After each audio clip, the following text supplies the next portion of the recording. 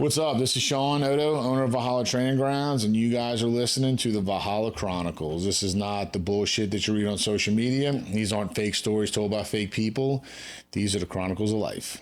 We have a special guest today with us, guy that had played a huge role in my life and helped me out a lot.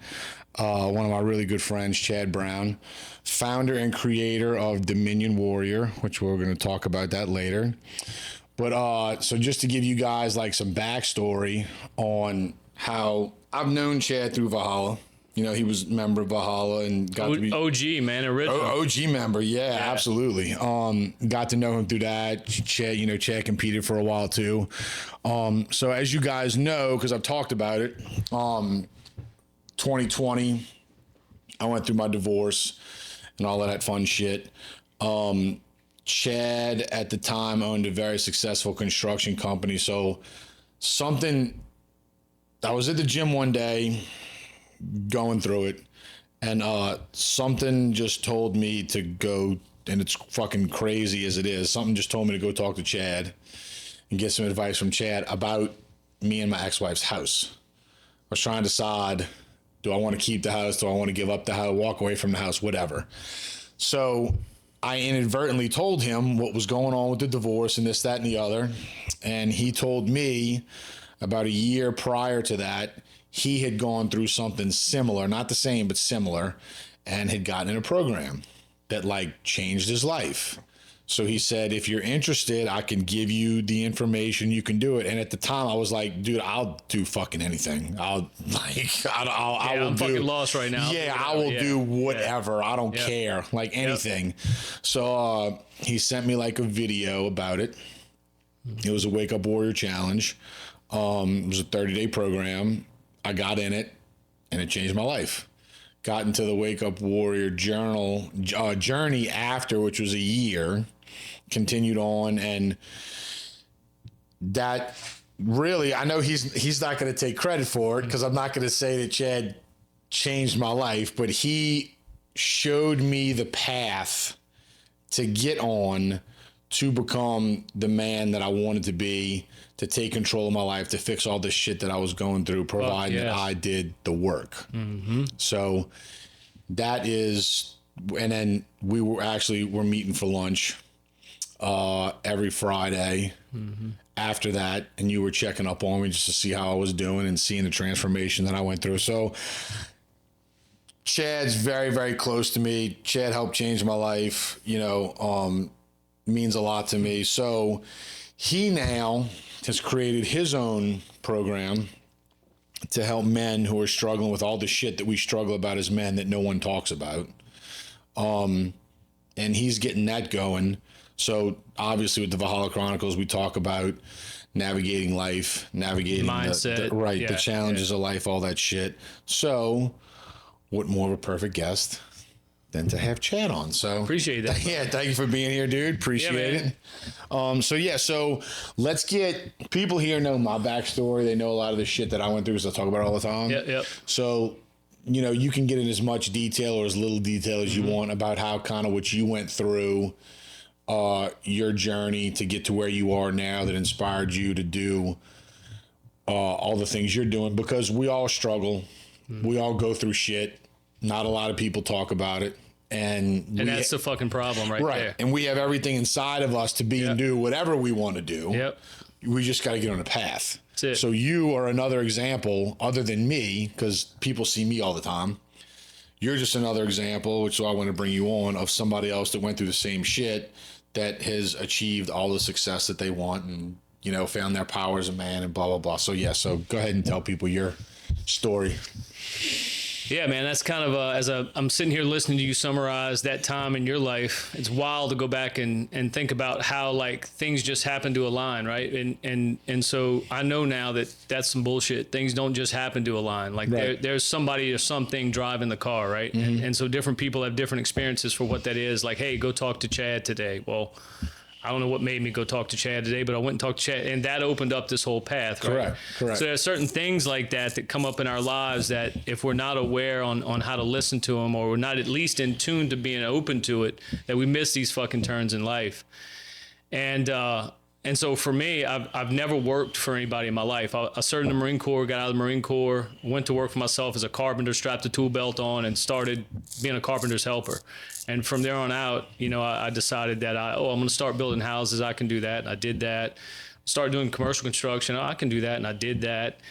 And as I grew in some of the business and industry as an entrepreneur, I never got good enough to sustain it. So I would constantly build and burn shit all the way, as I was trying to figure things out. There's nowhere you can go to school and learn this shit, right? No, absolutely not. No. I'm a high school graduate. That's it. No college degree. And I've got a crazy desire that I just won't fucking quit something I'm committed to, period. Right. And so even if it costs me, I won't quit. So, I kind of go through some of those times in my life. And then I ended up in 2008, I was at peak of my building career in the company at that time, going through my first like crash and burn phase of life. Like 2008, when the housing market crashed, I went through a divorce. At that time, I was married for 9 years at the time of the divorce, had 2 daughters from her, and I had another daughter previously to that. So it was 3 daughters, a stepdaughter to her, and then two blood daughters with her. But I ended up losing the house. I ended up losing my marriage to her. I lost my relationship to my daughters. Didn't get to raise them, right? Because they were 2 and 4 at the time of the divorce. And all because I was really good at one thing. I was really good at building and growing a business. But I was too young to appreciate the resource that brought into my life, so I didn't steward that right. Right? And I wasn't good enough as a husband, so I didn't steward the marriage right. Wasn't good enough as a father because I left my kids out there like that. And then, I let my physical body go to shit. Mm-hmm. So as I'm going through these phases of living and learning life, I'm building and burning different versions of myself, growing the whole time, trying to keep moving in the right direction. I'd rebuilt my construction company. So by 2019, I owned 2 companies and I owned a steel manufacturing company. And the steel manufacturing company was doing really well. Had some partners. Yeah. We ended up having some different stories about each other. It wasn't any one person's fault. We ended up going our separate ways, shutting the business down. So the business started to get rocky in 2019 for me. 2020, my oldest daughter, she's 28 years old, not 29 years old now. But in 2020, I had a grandson. And when he was 6 months old, in May of 2020, in April of 2020, he was murdered by my daughter's husband, boyfriend, live-in boyfriend. And, that sent my daughter down a road of self-destruction, right? Because, she gets a call, she's at work, she gets a call from the boy, hey, something's happened to Kyson, you need to come home. And so he's not breathing. So she was working 15 minutes away, comes home, finds him, blue, not breathing, starts giving him mouth to mouth. He's bleeding out of his ears and eyes, 6-month-old baby now. Yeah. And she called 911, called me on the way to the house. I was walking my other daughter around the block on a bicycle. I'll never forget it. I stopped in my tracks. I'm like, what do you mean? She's like, I could hear her panicking because she was trying to give the baby mouth to mouth, right? Yeah.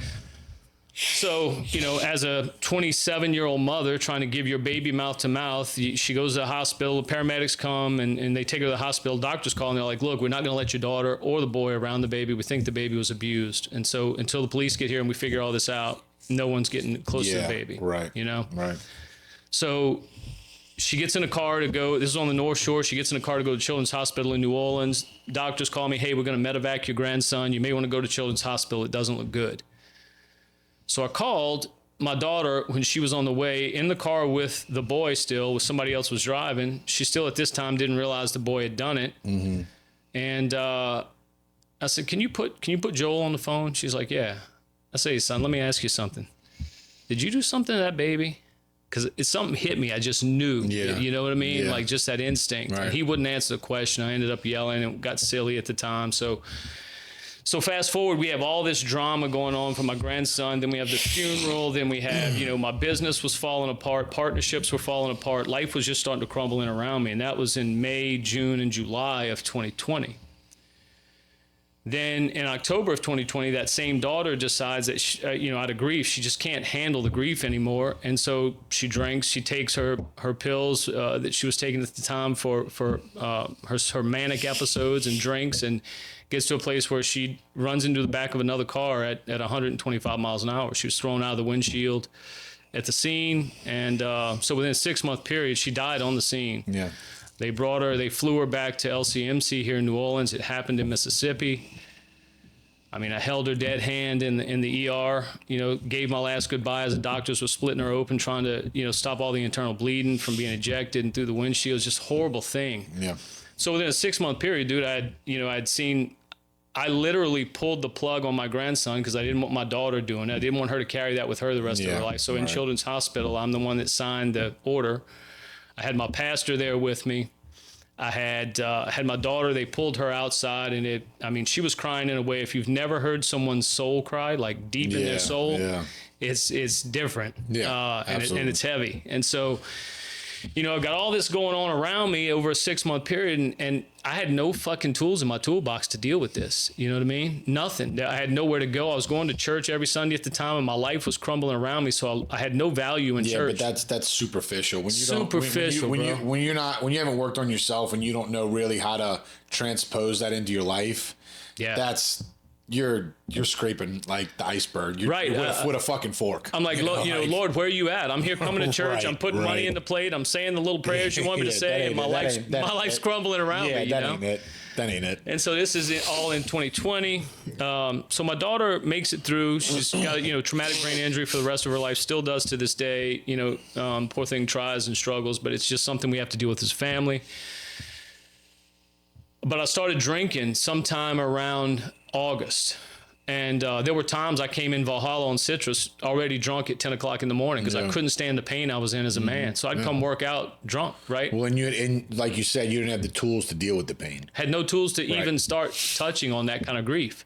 And as a man, right, you don't cry. You don't talk to other men about this shit. Men don't do that. Right, correct. Like you keep this shit bottled up. That's what men do. Right. Well, that's a fucking lie. Right, that's bullshit. Because at some point, something's going to trigger that shit and it's coming out. Correct. And when it comes out, it comes out. Or it destroys you from the inside out. Yeah. And it comes from the inside. So it destroys you to where you're nothing. Now you're dead inside. You're the Walking Dead, and then it comes out and ruins everything outside. Yeah. And so when you lose the ability to feel as a man, you lose the ability to have any empathy for anybody around you. Right. Your spouse, your wife, your kids. You can't feel what they're feeling. So you're going through life as this numb zombie.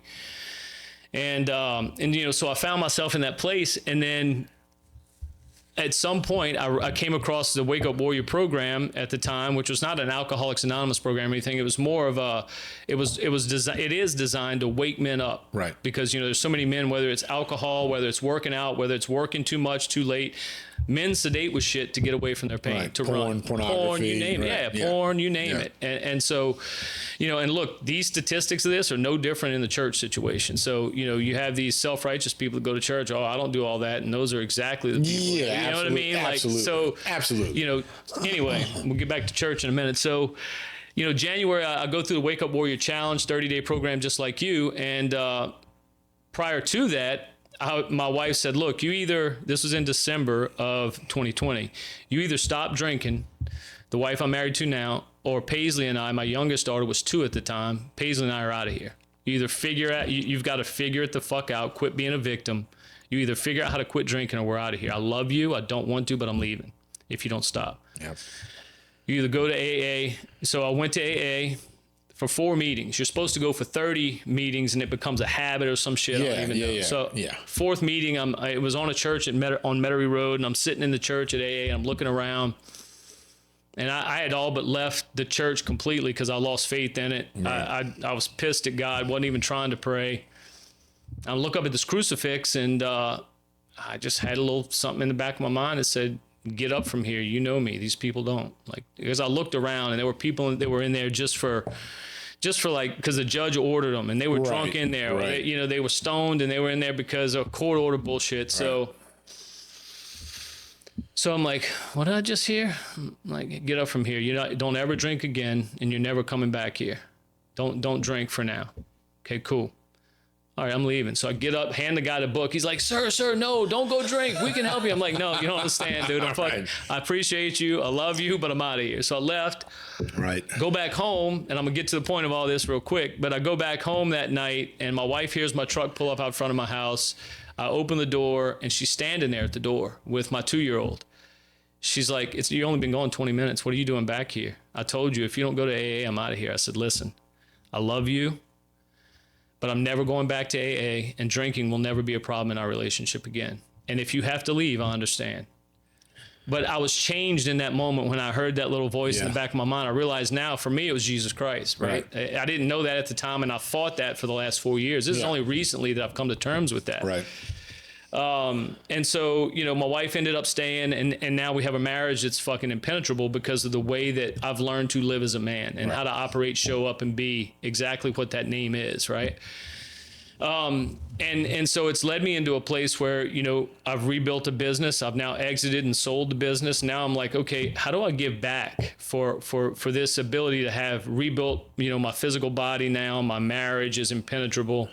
My relationship with God and myself is as deep as it's ever been. And my money is in a situation that it's never been, all from understanding that it's a mindset shift is where all this has to start. Right.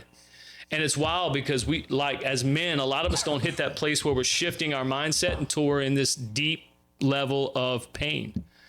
Right. It's almost like I had to be drug into that. I look at it now, like, it's like, how can you look back on that and say that was a blessing? I'm not saying the incident at the time was a blessing. What I'm saying is, if it weren't for that, the blessing of my life now wouldn't be here. So that's something that I go through and I dealt with going through a divorce. It was like, I regret all the things I did. I feel terrible that all the things that I did to my ex-wife, but then ultimately doing those, hitting rock bottom, put me on the path that I'm on now to be where I'm at now. Yeah. So it's like, you're not rejoicing that you did that shit, but if you wouldn't have hit rock bottom, you wouldn't be where you're at now. And then all the shit all that shit that you talked about you went through in 6 months. Most people don't survive that. That's life ending. Oh, I'm eating a bullet, period. Right. That's life ending shit. Yeah. But it's a lot of shit that we talk about here is that the lowest points of your life can be the beginning to the path to become the best person that you've ever been, the strongest person you've ever been. And like you said, all it takes is that mindset. I'm not going to tolerate this shit anymore. I'm not going to do this shit anymore. I'm not going to drink anymore. And that's it. This is the line in the sand. From here on, we go this way. Yeah, and that's what I found is, like, men hit this place, and this is the reason I created Dominion Warrior, the program itself, because this is where I was, and it's where you and I crossed paths, dude. Yeah. Because at the time you had hit the place, you were like, when I told you about, dude, I'll do anything right now. I was lost. Like, you knew you didn't want to be where you were at. Correct. But you didn't know where the fuck to go. Nope. No church. You couldn't go to the church. I'd been going to church. You've been going to church. I was going to church every fucking day. Yeah. I was sitting in church by myself before church closed so I could be in there with no one else. Every day. Just be in the presence of God. Yep, yeah. Every day. Just trying to submerge yourself into something that would work, right? Correct. And that's the whole thing. This isn't the church's fault. Like, that men are this way now. The church hasn't done anything about it yet to directly impact transformation in people's lives like they should. And we'll talk about that in a minute, but it's not the church's fault.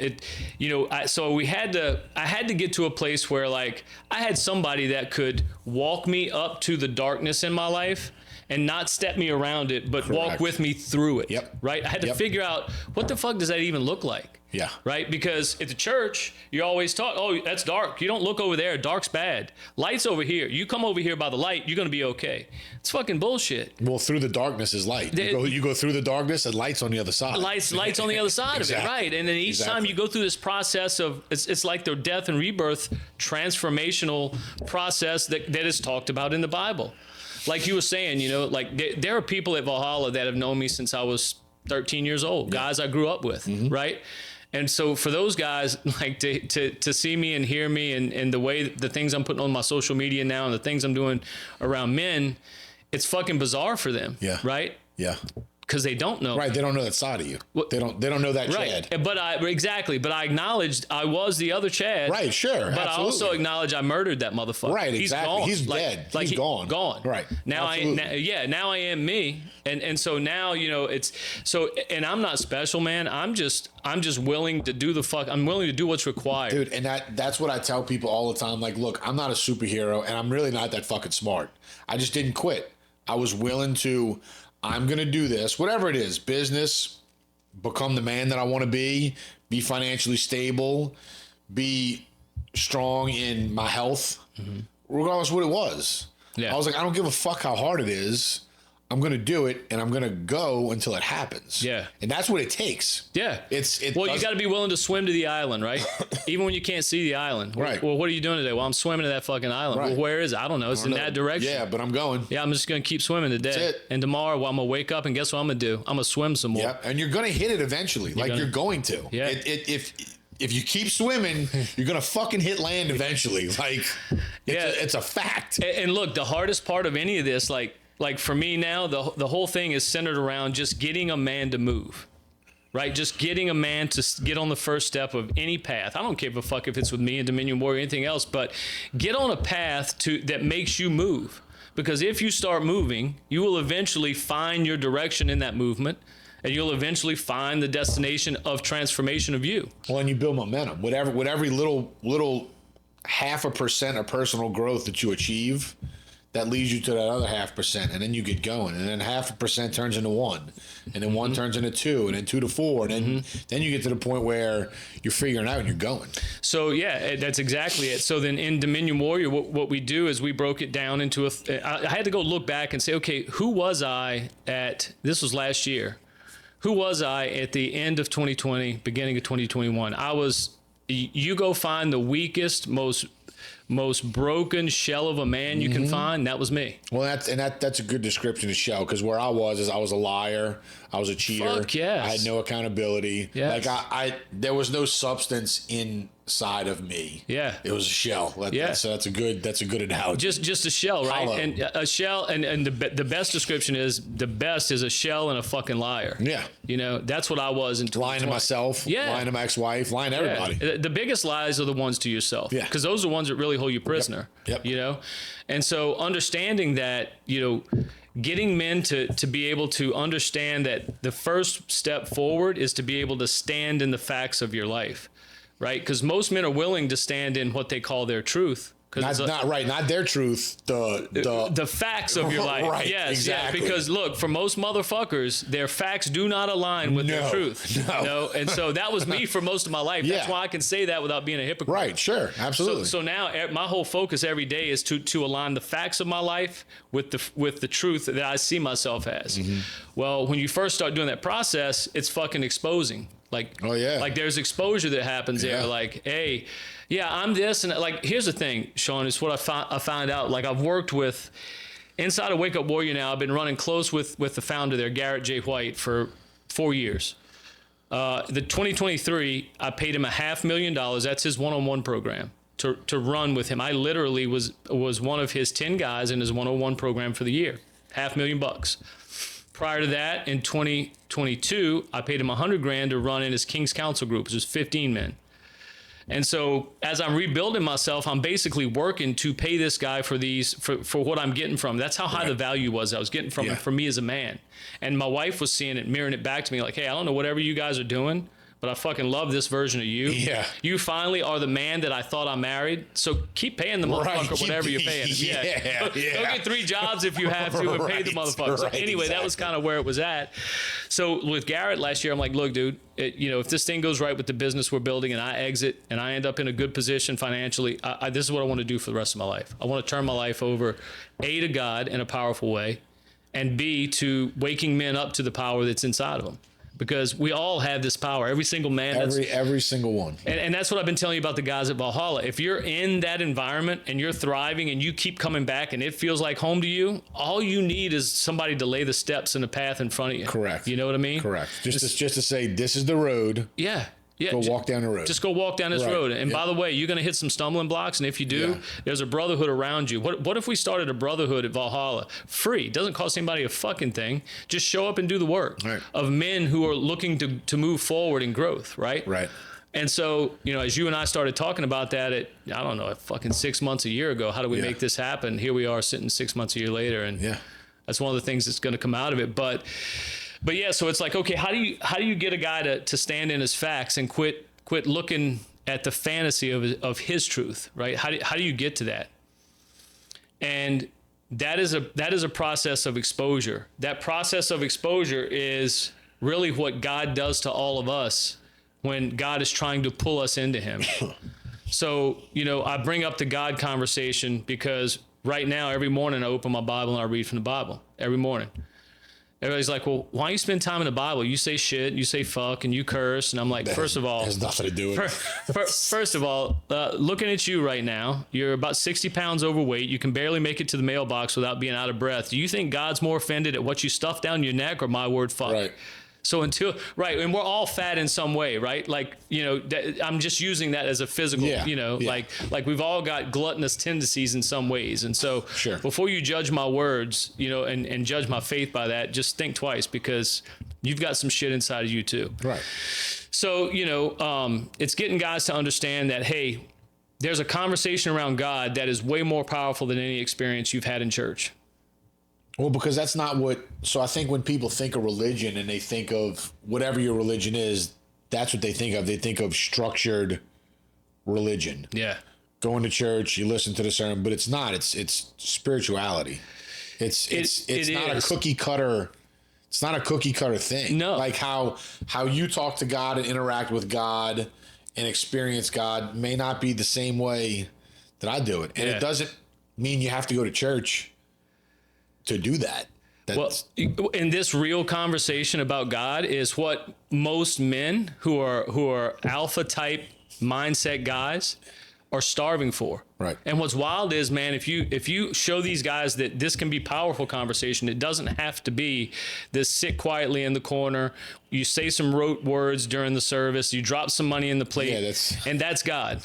no, Right? That's going through the motions. That's all it is. That's And there's no intent. I'm not belittling churches because Correct. in some of my Dominion Warrior groups, I have one group that is all pastors. I have 7 pastors we meet with every week, teaching them how to get guys to lean into the church because right now they're not doing it. Right. And for most of them, it's because they're trying to lead from that which they don't live. They're up there telling you how to steward your life while they're overweight.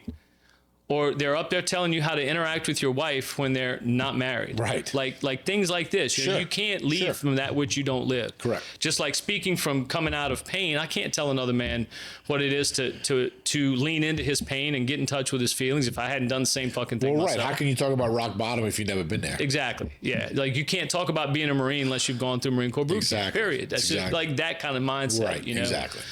So what we've done is we've created this program where men can come in, and they can learn the basic tools of what it means to be able to get in touch with who they are for the purpose of experiencing an abundant life across the 4 dimensions that everyone was given to live. And what I mean by that is inside of Dominion Warrior is we were all given a fucking physical body.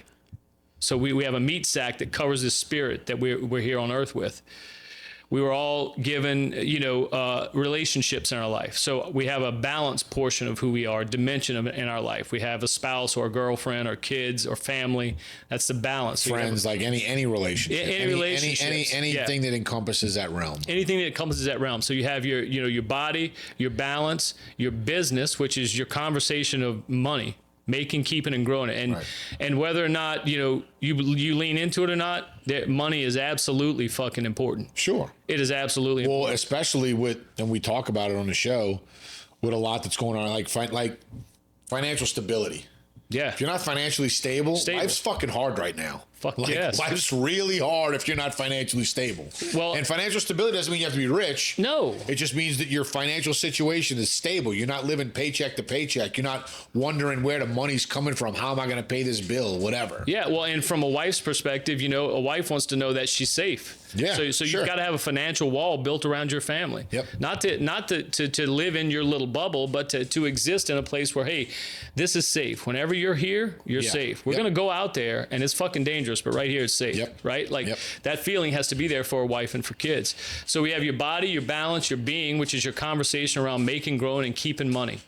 Resource. Money is a lagging indicator of leading value.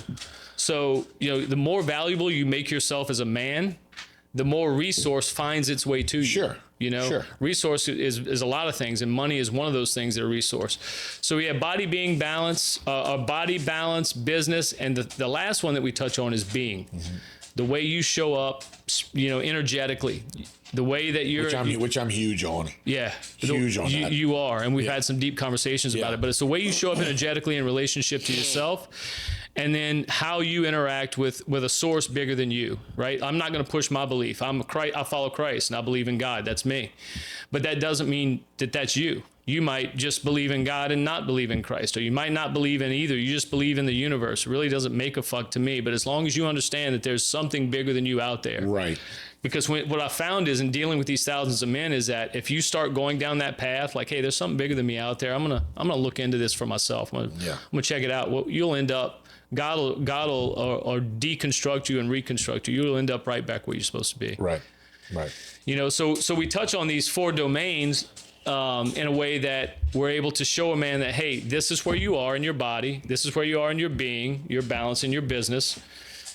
This fucking sucks for you more than likely right now. Yeah. Because most men can't level up all 4 of those at one time. Correct. Most men can, you'll see guys who are extremely fit, but they can't keep their family fed. Or they're extremely rich and their body sucks and their wife's off screwing the pool boy because he doesn't know how to be a husband because he's gone working all the time. Well, right? where I was when my marriage was falling apart is I was doing amazing in business and I had my body where I wanted it to be, but being wise and balance wise, nothing. Right. Terrible. Yeah. Destroyed. And so if you're a 1 or 2 dimensional douchebag like I was and you were then, like your life is going to hit ceilings. It's just going to hit ceilings. Yep. Like you've got to rise all 4 at one Correct. time. Correct. And the whole purpose for rising as a man is to then do what Christ did, which is place yourself under the world that you've built, your wife, your kids, as the foundation for who they are. Correct. Right. Well, that's what a man's purpose is. So we talked about one of the episodes. We talked about how a lot of these guys today deal with insecurity because they're doing all these actions that don't align with what it means to be a man. You're not fulfilling your role as a man. So whether you know it or not, it's subconsciously creating a lot of fucking insecurity inside you that is causing you to do all this shit that you really don't want to be doing. Yeah, well, and then by nature, women have a very good radar for things that aren't safe. And so when you're feeling insecure because of shit you're not doing, the safety meter goes off in your wife or your girlfriend. She pulls back. She's like, whoa, this motherfucker's not safe. I really don't know what I'm feeling. Right. But I'm going to be a bitch. And energy's off. Yeah, energy's off. Yeah. So he's going to feel it right now. Yep. And it was funny because in one of the groups on Tuesday morning I run, I have an early 7 to 8:30 group, Dominion Warrior group that I run. All of the guys in the group, it was 9 guys, all of them were kind of in this same frame of like, yeah, man, wife doesn't speak to me right. She doesn't, and I posted about this today in my story. She doesn't, give me respect, and blah, blah, blah, blah. I'm like, okay, well, what are you going to do about that? He's like, I don't know, fuck it. I told her. You know what I'm going to do from now on? God says you're supposed to treat everyone like you want to be treated. So when you start yelling at me and going nuts, I'm just going to yell back. I'm just going to give her. It's not right. I'm like, dude, you think that's going to work? That's not right. Like, come on now. You think not how it works.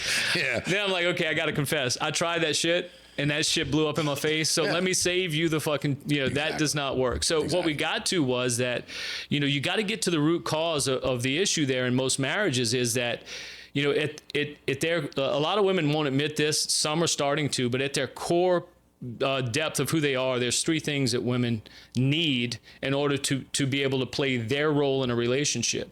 And it's up to the man to provide this shit. Right. That is protection, to be able to provide, and then to make the woman let her know she's heard.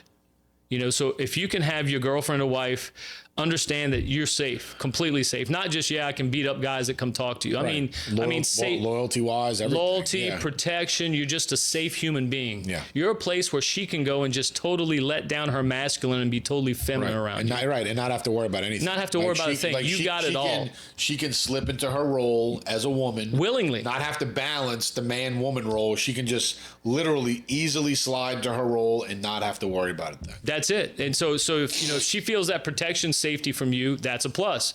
Then if she feels like, okay, well, I can trust this man with finances, right? Because two of the guys were like, dude, I make the money. I make the majority of the money in the family, and then my wife pays the bills and all. I'm like, well, you need to stop that shit right now. You make the money, and then you also need to be the person paying the bills. If she wants to sit in with you and y'all co-create that life together, that's great. But you need to be the one doing it. He's like, well, why is that? Well, if you talk to most men and probably ladies and girls that are hearing the podcast, most women, they'll tell you that they feel like with most of their husbands, they have another kid in the house. They have somebody else they have to take care of. Right. Because they don't trust the fucking guy. He can't steward his money right, or whatever the situation is. The woman takes the finances. Now she's taking a masculine role. Right. She's not trusting you, and you're wondering what the fuck's going on, why she's passing you like a ship in the night, and at best you're having chore sex, if any. Right? All because you won't take the basic roles of a man. Well, right, and that's the thing. So why would a woman, like I have friends whose like wives talk down to them or talk to them like shit or won't have sex with them when they want and whatever. And I look at, first off, what they look like. I look at how they talk. I look at what they do, and I'm like, why would she? Mm-hmm. She doesn't view you as the man, the provider of the relationship. So why would she talk to you anyway but down to you? Mm-hmm. She has to, because you're not above her. She's actually above you. Right, yes, exactly. yes. Exactly. And she's had to elevate herself. Right. Why would she willingly want to have sex with you? Mm-hmm. You look like shit. You don't have this masculine energy about you. You don't have this provider, head of household energy. Mm-hmm. That's not attractive. Yeah. So what do you expect her panties to fucking drop? Why is this when your a mystery? worthless ass walks in the door? Like, no, dude, that's not how it works. Why is this a mystery to you, right? Right. Yeah, and then so the getting a guy to see that though is opposite of what we've been taught, trained, and educated. Yeah. Because you see like, oh, I make the money, you cook, you clean for me, you do no bullshit. Yeah, bullshit. That didn't even work in the 50s. No. It certainly ain't working today in 2024. No, not at all. So yeah, it's just getting the guys to understand that, hey, there's roles that you have to play. And in order to do it right, Sean, you have to take on the mindset that, and this is going to sound weird to some of the guys, that anything that happens in your life is your fault. Well, so that's the Period. That's the dichotomy of leadership. Yes. It's everything. It's the same thing. Oh, my wife doesn't feel safe with me. That's not her insecurity. That's not her anxiety. There's a That's reason my she fault. doesn't feel safe. Yeah. My wife doesn't want to have sex with me. That's my fault. My kids don't want me coming around them. That's my fault.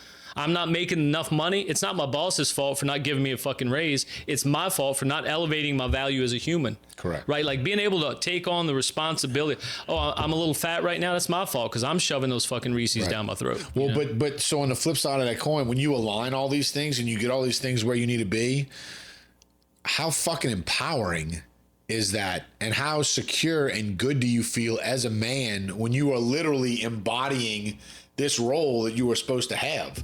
Like, you feel like an unstoppable, unbeatable motherfucker. Well, it's the first time in a liar's life, because most men, when they start this, all men, when they start this process, are liars. We're still liars, Oh, yeah, right? absolutely. We lie to ourselves every day about things we're going to do and we don't do. Right. And energetically, your wife feels that shit too. My wife feels it too, but it's a constant battle. So, but when they come into this situation, they're really in scarcity and bondage around the fact that they're a fucking liar. They get triggered. They don't even want to admit it. Like, you can hold a mirror up to a dude with truth, a mirror of truth, and tell the guy exactly what's true. Sometimes they're triggered and they want to fight. Sometimes they get up and walk out. They can't handle it. But rarely do they say, you know what, that's right. Yeah. So Well, that's a vulnerability thing, and they don't know, because that's one of the first couple things they teach you in Warrior. Yeah. is stop lying. Yep. And vulnerability. Yep. Like, gotta own your shit. You got to stop lying and you got to figure out how to feel. Yep. Right. And so, you hear a lot of guys, well, I don't want to feel. I don't cry. I'm a man. Men don't cry. Yeah. Well, you're the weakest motherfucker in the room. Right. Because you don't even know what these feelings are for. They're just signposts. That's all feelings are. And once you understand that like they're like street signs or signposts, they're there to guide you. Oh, guide you to what? Well, when you get a certain feeling, if it feels good, that may be something you want to move towards. When you get a certain feeling and it feels bad, maybe you want to move away from that. It's directional indicators, right? But men have been taught to, or taught that these feelings that they tie to their emotions, which is their stories around the feelings, are weak. And typically the stories or the emotions are the weakness. Yeah. That's like when your wife lashes out at you and you lash out back emotionally. That's a weak man that does that. Absolutely.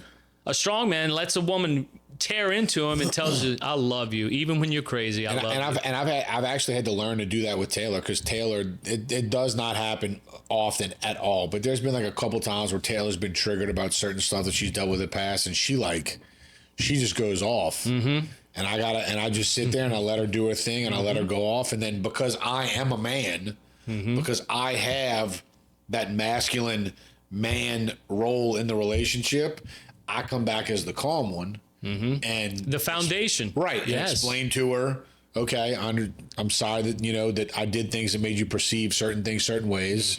This is how I feel. This is where I'm coming. And I talk to her just like that. And then she may respond back pissed off because she's still in her feelings. But then as we talk more, that intensity comes down and comes down and comes down. And then to where now we're just talking back and forth. I'm seeing her perspective. She's seeing my perspective. We're coming to common ground.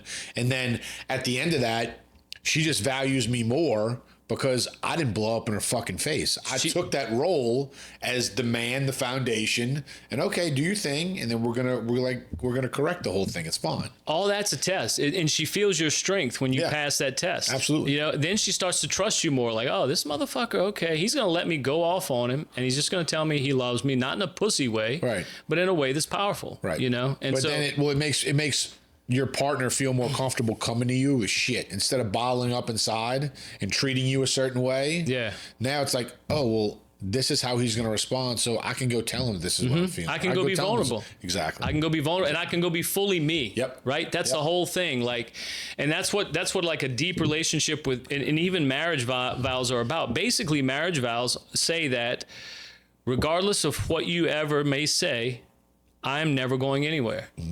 Right. Now, if you cheat, that's one thing, or, if you commit murder, whatever it is, like those are a couple of things. But basically, we're saying that I choose you, I choose to love you, and no matter what you tell me, I'm not going anywhere. But there's a powerful way to be able to express that in a relationship energetically, to where you're not being a pushover, right? Where you're not just receiving abuse, but you're actually holding space, know. And that's part of what we teach is having guys, because that's what I told the guy in the call the other day. Like, look, first thing you got to do is let her go off on you. What do you mean let her go off? Well, she's calling me all these names. Yeah, let her. Yeah. Well, let her get it out of it. Yeah. Let her get it out, and then tell her, hey, I don't really understand what you're telling me, but I'm going to go think about it. It sounds like to me you want me to do something different. I'm going to go think about it and come back with a solution. We're going to figure this shit out. You start showing her that kind of control and strength. That's going to be a mind fuck. A mind fuck, but it's going to show her your strength as a man, right? Right. Because look, most of the guys, almost all the guys I know at Valhalla and yourself, like savage dudes. Like if they wanted to be dangerous people, they could. Right. Absolutely. But to be able to be dangerous and then control it, and then be gentle with a woman, there's nothing more attractive to a woman than that. Right. Knowing that you're dangerous, but you can control it. Right. Right. And that's how it's supposed to be. That's how everything's set up. But most men have shied away from the fact that they can be dangerous, don't even know how to be dangerous anymore. And I think every man should be dangerous. Like Jordan, absolutely. Every man should be physically dangerous.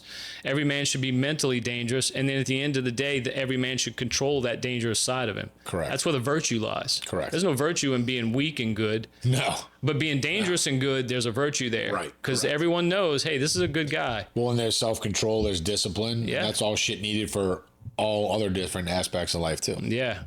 And so, getting to the conversation real quick I want to touch on just the Bible and church and faith and all that. So where Dominion Warrior came from was my experience through Wake Up Warrior with Garrett, and the coaching that I went through over the last 4 years with him, flying out to Dana Point, California is where the headquarters is for Warrior. Flying out there every 4 to 6 weeks, leading some of his events after I was in for a couple of years, and just, being by his side, what I learned is that a lot of the stuff resonated with me about Garrett. Some of the stuff didn't. Yeah. And part of it was, he was raised Mormon. So he went on his Mormon mission to Miami. He was a college defensive back, went on his Mormon mission to Miami, gave up his college scholarship after his second year and did his 2-year Mormon mission there, and then realized that, this is all bullshit. I don't feel any closer to God than I ever was. He left the Mormon faith. And so he was trying to figure out, do I believe in Christ? Do I believe in God? Like my whole life was Mormon. Now it's blown, like trying to figure himself out. Yeah. So there's a lot of things inside of his program that didn't align with me. So I'm like, you know what? I'm going to take the golden nuggets out of everything I've learned that I've been able to build this man that I am now. And I'm going to put it into my own program. I'm going to help men figure out the same thing for themselves. Mm-hmm. And so, I'm like, okay, well, I got to start testing this 2 years ago. One of my best friends was my pastor at my church at the time. He's no longer here. He's a bishop now in Memphis, but his name's Rob Courtney. He was at St. Paul's at Episcopal. Mm-hmm. So I grew up Southern Baptist, converted to Roman Catholic to go to church with my daughters. Then when they went off to college and all that was done, I didn't get anything out of the Catholic faith. I converted to Episcopalian so that Dawn and I, my wife, could get married there a decade ago.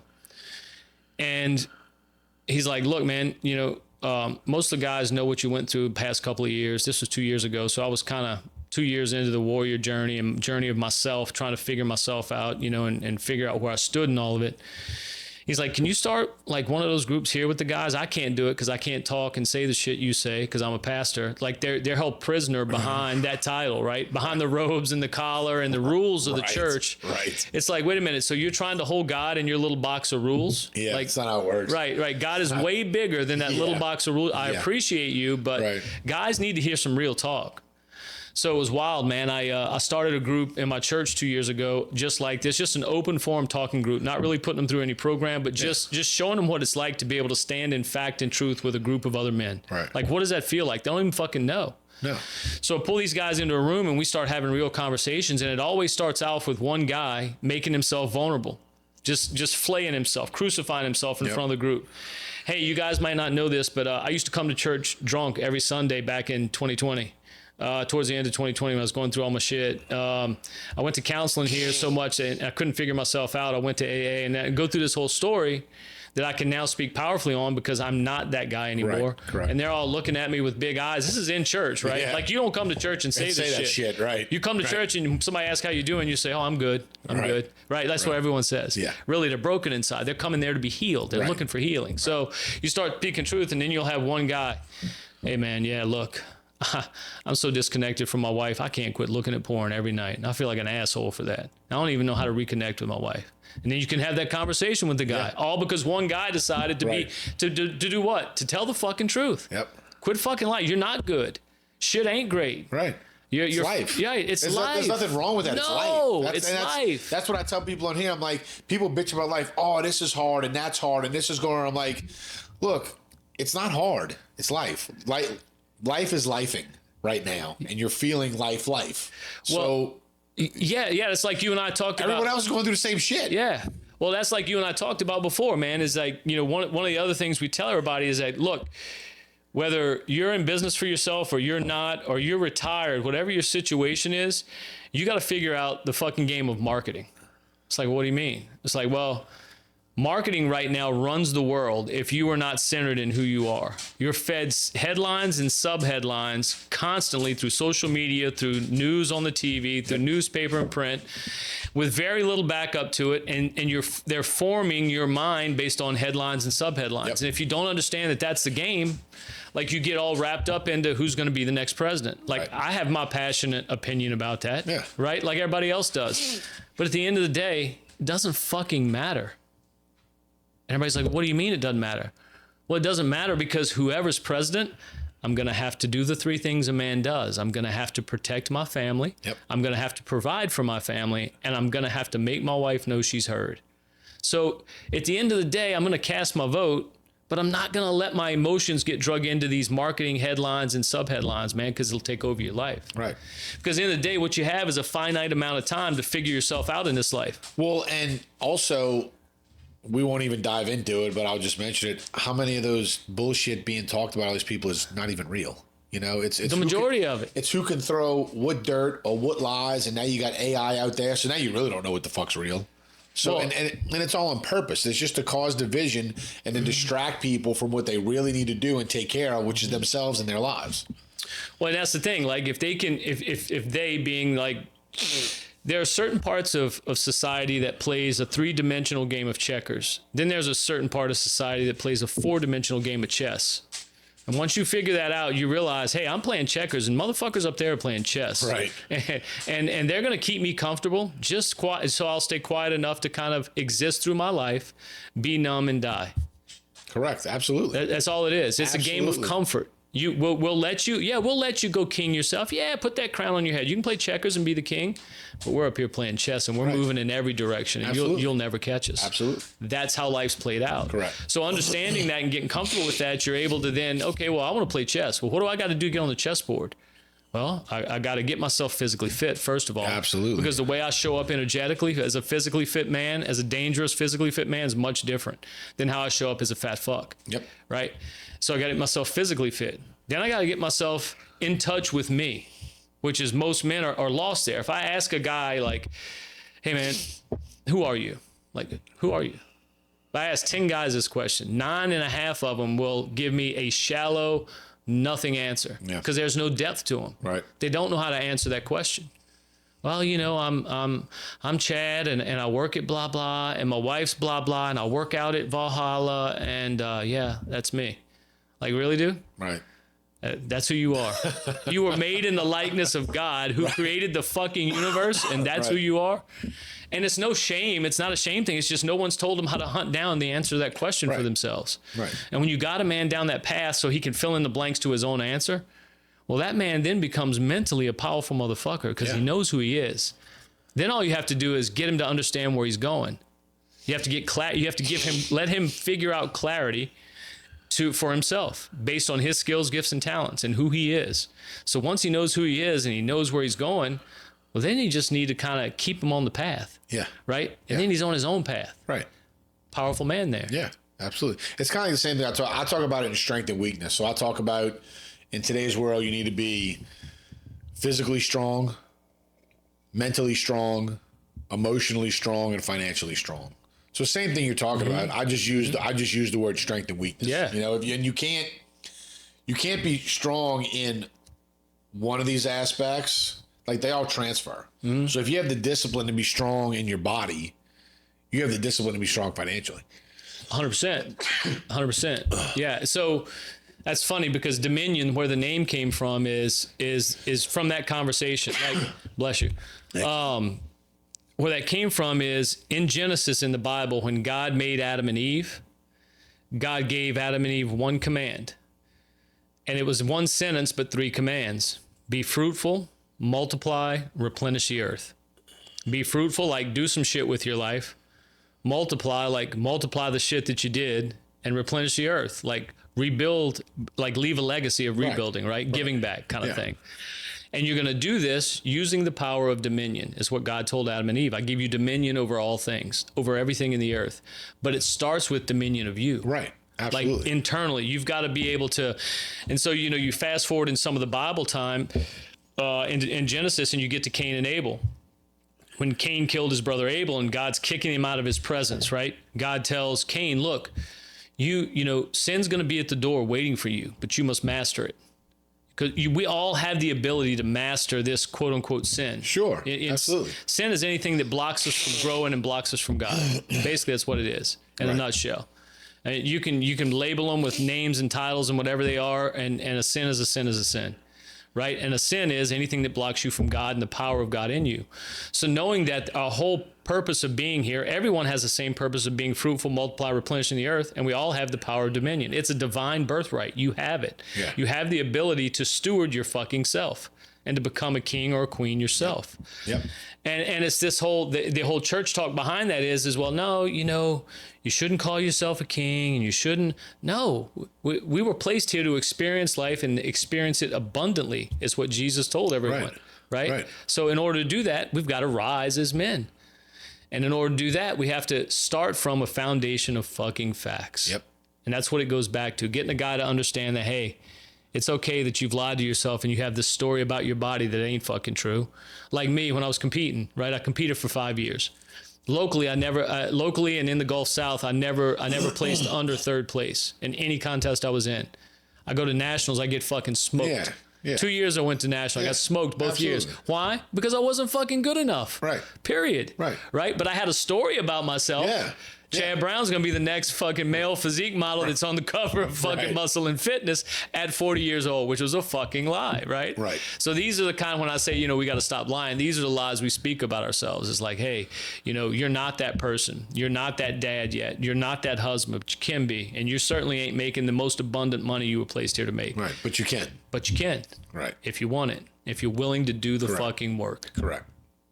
And that was one of the things that I experienced, was not living up to what I ultimately could be and what I ultimately wanted to be. That wears on you in the inside, and that creates insecurity, and it holds you back, and it blocks you from so many other things, to where when you start growing and you start becoming better and you start doing, I mean, perfect example. So like my morning routine, I keep waking up 5 minutes earlier, you know, once it gets easy. That 5 minutes earlier makes me feel like a bad motherfucker. I mean, it just does. It's empowering. Absolutely, it is. So every little habit that you can do, every little thing that you can do to help you grow as a person, it doesn't matter how small it is. When it makes you feel more like a man, and when you're more in control of your life and fulfilling your role that you're supposed to have, that's empowering. When you feel empowered, you can do more shit. You feel more empowered to get so much more shit done. So it's like it's a wheel. Like once you get it started, it starts slow, but you gain momentum. And then it gets faster, and dude, you're off to the fucking races. You know, you're clicking on all cylinders. And what's important about what you said is, like, it's an internal thing, right? Like, being able to know that you can say you're going to get up 5 minutes earlier and you actually get up 5 minutes earlier is fucking rare in today's world. That means your actions are aligning with your words. Yep. And once you start doing that, you're building this internal integrity. And then you're realizing, like, holy fuck, I see now why words are important. Because when there's weight behind them and they're true and whatever you declare is going to happen. Yeah. Right? It may not happen on the time frame you say, but if you keep swimming towards that island, it's going to happen. Absolutely. I'm going to do this. Fine, you better do it, because if not, your internal integrity takes a hit and you start having self-doubt, like you say. And it's so basic, right? Like, you get in a conversation with some guys about it and they just don't know where to start because they're so frozen, because society has told them, no, you're good. It's good. If you have a good life, it's good. Or if you live in paycheck to paycheck, everybody is. Don't worry about it. It's okay. Right? Like, that's what we're told. Right. Absolutely. Not saying you're any less of a human. You're not. But you could have more. But you're capable of so much more. Capable of so much more. And that's why, you know, one of the biggest motivational sayings that I still kind of use and repeat, Henry David Thoreau said that most men live lives of quiet desperation and go to the grave with their song still in them. Yeah. I mean, there's never been a more real statement as to men that I see especially today. Especially nowadays. Yeah. Yeah. And look, Sean, that goes all up and down the socioeconomic ladder. And what absolutely. Because look, being in Dana Point, California, some of the guys over there own publicly traded companies. You know, these guys are worth hundreds of millions of dollars, and they're having the same fucking conversation we're here as two guys in Metairie, Louisiana. Yeah. You know, without a doubt. I mean, so just because you have money doesn't mean you're exempt from all the shit, all the dilemmas that we deal with as men. Mm-hmm. It's not that you deal with as a millionaire; it's that you deal with as men. So if you're a broke man, if you're a rich man, if you're in between, the dilemma is the same. We all deal with the same dilemmas. Well, and that's why when you're in scarcity and you don't have a lot of money, you feel like, if I could just make this money, everything would be better. Bullshit. And you know, and you get there and you end up like Steve Jobs on your deathbed, where you realize, you know what? I left a lot on the table, and I'll never get to go back. I would give all the money I had. That's what he said laying on his deathbed. If you read his autobiography, you read the biography and you listen to his last interview, you can Google it up. He's basically laying on his deathbed saying, if I could give up every penny and go back and do some things I know I should have done that I just didn't do, I'd go back and do that. Yeah. And so that was my biggest fear, right? Is like when I started all this and started getting this mindset, and I use it for motivation today, is that like when I die, and for me, I feel like I'm going to go stand before God, stand before Jesus, however it is for you. And I know God's going to say, look, this is what you did with your life. And this ended up good. Started off like shit. Halfway through it was like shit, but it ended up good. But this is what I had. I had this for you. Right. You just didn't achieve it. Right. And what I want to do is get as close to what God created me for as I can get in this life. Well, and so what I think people need to understand is that you can't fire on all cylinders. You can't have this abundance in your life. You can't achieve and be the man that you want to be, the woman, whatever, if all of the aspects of your life, like you talked about, the four, body being balanced in business. Yeah. If you're not strong in all of them, like you're not going to ultimately be able to make the most amount of money you can if your health and your body is shit. You're not going to ultimately be able to have the relationship you could have if your money is shit. Not to say you got to be rich, but like it's all synergistic. Mm-hmm. So if all four things aren't firing, you like the wheel's not going to turn the way it's supposed to fucking turn. It'll move, Yeah. but it's not going to roll the way it's supposed to. So people neglect. It's very rare they focus on all aspects. And that's why we're never shown to. Right. Well, and that's me obviously owning a gym. I push the health aspect because I provide that for people. You know, it's hard for me to provide financial counseling and advice when that's not the industry that I'm in. But I push the mental toughness and the physical strength because I'm like, okay, this is one aspect that a lot of you, especially here in Louisiana, a lot of people neglect, but it's important. And it's vital. And it's one of the things, it's one of the four that you need to get going to have the life that you want to have. And it doesn't mean you have to look like a great fucking God. It just means you have to have the discipline to come in and move your body and get uncomfortable and have the discipline to make that choice to, okay, I'm going to go get uncomfortable for an hour because then you become disciplined to make all the other uncomfortable choices in all the other areas to get to where you need to be. So it all fucking ties together. I tell people about this shit all the time where I feel like I'm being a dead fucking horse. I'm like, it all matters. It all matters. You think that working out in the heat doesn't matter, and it fucking does. It fucking matters. It sets you apart, period. It does. Yeah. It's an easy choice to go say, I'm going to go work out in a 65-degree temperature gym. Mm-hmm. It's an easy choice to make. It's a hard fucking choice to say, I'm going to go train at a gym with no air condition where it's 90 plus degrees and sweat my fucking ass off. Mm-hmm.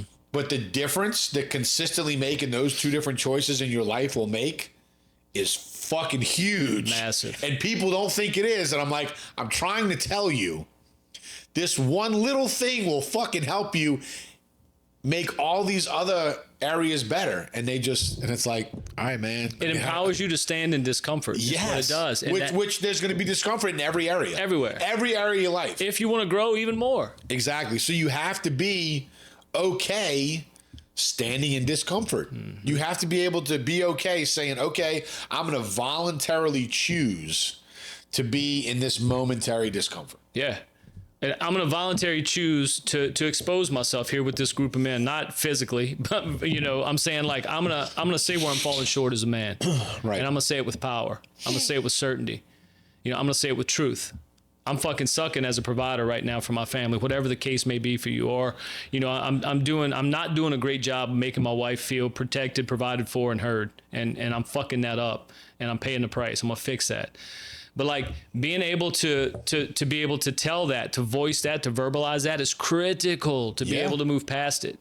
And it's uncomfortable to do that. Yes. And you have to voluntarily say, you know what? Yes. I'm going to go make myself uncomfortable for this little moment. No. And there's nowhere men can go to do that, right? No. None. Zero. Nowhere you can go. You can't go to church and do it. You can't. And hearing us talk about it and listening to it is not the same as you doing it. Oh, God, no. So like, if you're going through some shit, you could sit here and listen to us talk about it all day. Yeah. Until you actually talk about it with someone else and get it out and sit in that discomfort and stand right in the middle of all your dark shit, it's not the same. Well, and what they miss is the understanding and the knowledge and the wisdom of freedom once you do. Like, it's like, oh man, I'm glad I got that out. A load came off. Like, you've heard people say that. Yeah. And physically, like, when you hold secrets in like that you know are lies or untruths or shit where you're falling short, it physically makes you sick. Oh, absolutely. Secrets make you sick. Absolutely. It's a fact. Yeah, absolutely. So if men aren't supposed to feel and they're not supposed to say certain things, if you're a man, where does a man go? He doesn't. He bottles it the fuck up. And he starts, and becomes so painful that he starts sedating with porn, like we said, working out, alcohol. Staying at work longer. Staying at work longer. Staying in the gym longer. Yep. Like doing shit to stay busy, to avoid those areas of his life that he has to improve. And then his wife, I didn't expect her to drop the divorce papers in my lap. Can you believe she did that? Yeah. Yeah, motherfucker. Yeah. Yeah, I can. Yeah. Right. It makes perfect sense. Exactly. To me. Yeah, and I don't blame her. Exactly. So it's up to us to men, man, to start wanting to walk down that path. And if you look around in society right now, like, for me, I give all glory to Jesus Christ, and all of my faith is in God through Jesus. I don't worship Jesus. Jesus is a bridge to God for me. And so that's a whole nother conversation that triggers a lot of people, but it's how I feel. I do believe that Jesus is the Son of God, and I follow him.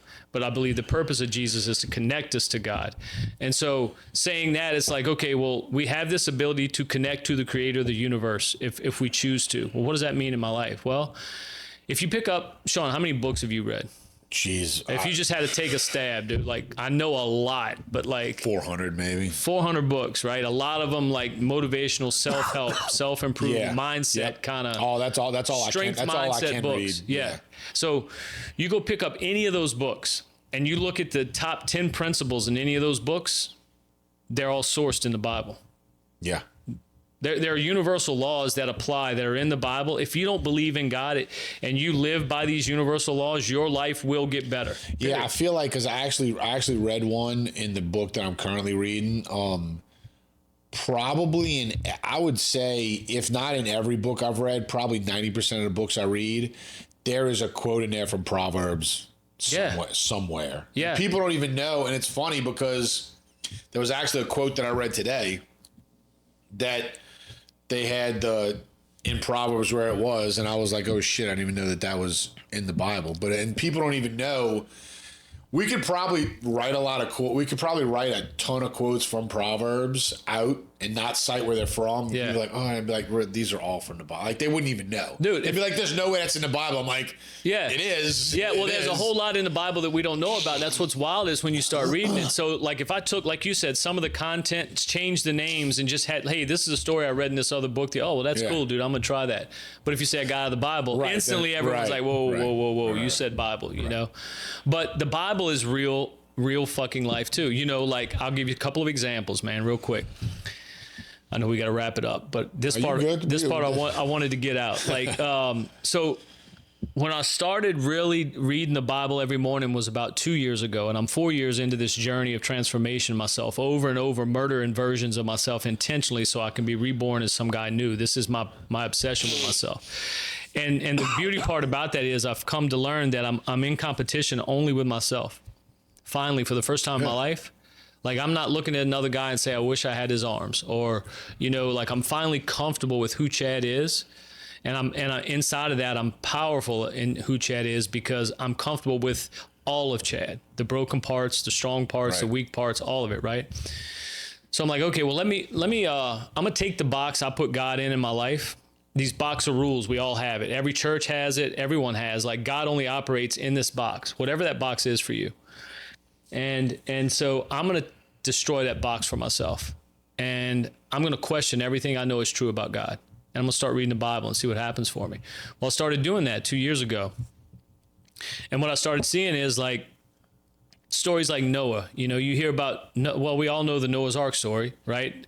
He built this ark nowhere close to water, and God was telling him to do it, so he did it. He was getting made fun of, getting ridiculed. His wife was probably saying, what the fuck are you doing? There's no water even around here. Like, what are you doing? And he kept going because God was telling him. He felt like God was calling him to do it. And so then he brings the animals into the ark, and you know, the floods come and everyone dies, and he saves a few people on the ark, and he saves the animals just like God told him, and God saves the ark, sets it down somewhere. Noah gets off the ark. First thing he does was built an altar and thank God that he was off the ark. Second thing he did was plant a vineyard, and he got pass out drunk in his tent. This is in the Bible. Naked drunk. It says it in the Bible. Yeah. He got pass out naked drunk, and his son found him. So back in those days, it was a real dishonor to see your father naked. Mm-hmm. So the son goes and gets his two brothers, Ham and Shem, or whatever the names was. So he comes back. He's like, look, we got to cover up Dad. I found Dad naked. He's passed out drunk in the tent, and he's naked. Y'all got to cover him up. So the brothers go in and walk backwards so they wouldn't see him, and some kind of way cover him up so he can, you know, recover from his hangover. And he gets up, and what does he do? This is Noah, the only righteous man in the world. Noah curses his son and his son's kids for generations for seeing him naked. Now, he got drunk and passed out in the tent, and his son found him, had him covered up, and he curses his sons and takes his inheritance from him. Yeah. Like this, like there's real life shit that happens in real life. Yeah, right? Like, absolutely. Like, we blame our kids for shit that's our fault, you know? And so, you know, that's one of the stories, you know, and the other is, you know, when God called Moses to the burning bush, Moses was on the run from murder at that time. It's like, what? I didn't know. Yeah. Moses had just killed an Egyptian. Pharaoh was trying to kill him, so he was on the run. He was on the lam. He was hiding.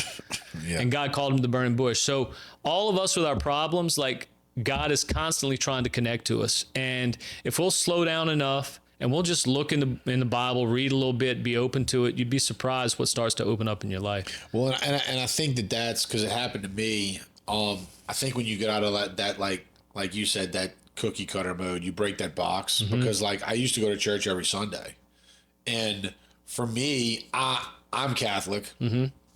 I probably do a lot of shit and practice my faith a lot of ways that traditional Catholics will say is wrong, but mm-hmm. that's not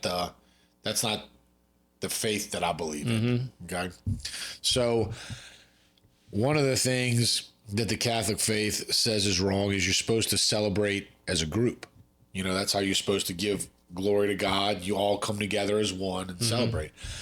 I don't feel connected to God at all doing it that way. I feel connected to God when I'm alone. Mm-hmm. So that's why I used to go in church before it would close, so I could be by myself, because that's when I feel more connected to God when I'm at home saying my prayers when I wake up or before I go to bed than I do it at church, going through the motions, saying what you're supposed to, sit, kneel, stand, all that. Meant nothing. Right. Yeah, exactly. Yeah. So I think that's what people need to understand, and that's conversations people need to have is like, look, if you want to get in touch with your spirituality, maybe you don't believe in God, like you said, there's a source. Because that's the book I'm reading right now talks about that.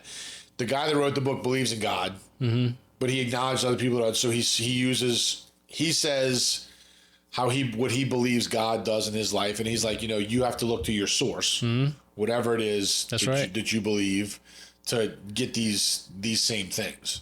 And that's what it is. It's acknowledging that there's a source, discovering what that source is mm-hmm. for you, that higher power, whatever it is, mm-hmm. and just realizing it doesn't have to fit in a box. Yeah. However you experience it, however you feel it, however you get the most out of it, that's the path that you need to go on. Well, and here's what I've seen too, man, is that God doesn't need you to call him God. Like, he doesn't need your permission to have the name God. Right. Like, if you understand there's something bigger than you, eventually God's going to re-engineer you mentally. And you're going to start seeing, okay, maybe this God thing is true. Because I've seen it happen to men. Yeah. I don't believe in God. I just believe, you know, it's the universe and there's karma. And okay, cool. No, look, I believe what I believe, and you're not going to move me off of it. But I'm not going to try and move you off what you believe. I'm going to let you. Yeah, right. you have your belief. Right, exactly. And if that works for you, keep it. If it doesn't, move away from it. And I think that's how you attract more people to it. Because the whole, no, this is the right faith and this is how it's mm-hmm. supposed to be. That just turns people off. That doesn't make people want to come to your cause or whatever the shit you believe in. Right. all. And where that finally made sense to me, man, was that somebody told me that this was 6 months ago, and it holds true that religion is meant to be a cocoon. And at some point, that cocoon is meant to fall off of you.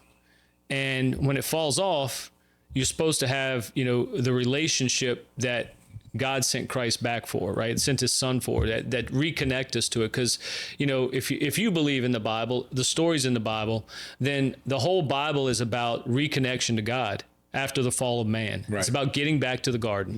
Right. That's the whole thing. So that's why he led the Israelites out of Egypt, he wanted them to worship. Well, what does worship mean? It means have a relationship. It doesn't mean recite the prayer exactly like the Catholic Church says, recite the prayer every week, get up and down, done. Okay, you're good. Right. No, that's not, that's not what God's looking for. God's looking for relationship, our heart. He wants our heart, and if we're willing to open up enough to even, let that start to happen, man, life speeds up in a good way. Yeah, absolutely. I know we talked about doing something in November once the weather gets nice. We're gonna have a afternoon or evening where we're just gonna have a group. We're gonna do like a little fire in the back of the gym and just leave it open to guys that want to come out and just have conversations and just talk about our shit. Yeah, that's it. And we'll announce that ahead of time, so that everyone can kind of like clear their schedules and that wants to come out and to make it as possible as we can for y'all. But yeah, we're just gonna. It's not gonna cost any money.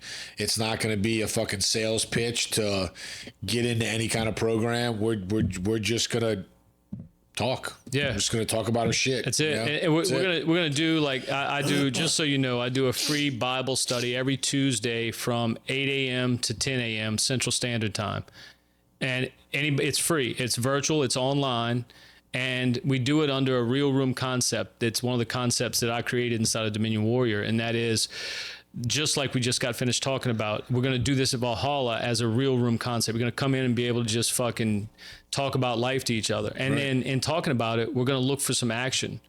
Right. So it's not just to come and fucking drown your sorrows at. It's to come and sit with powerful men, have powerful conversations, and then find some action for your life and go on about your life. Yep. Absolutely. So we'll do a Valhalla real room.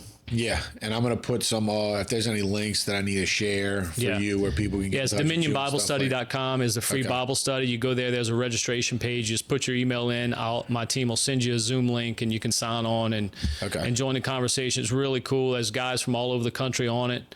And we all kind of get to know each other and speak just like we're speaking right now, and we have a conversation around God. Okay, yeah, and I'll put links up for that for all of the for this episode, so y'all have links that y'all can click on to get to that if you're interested in that.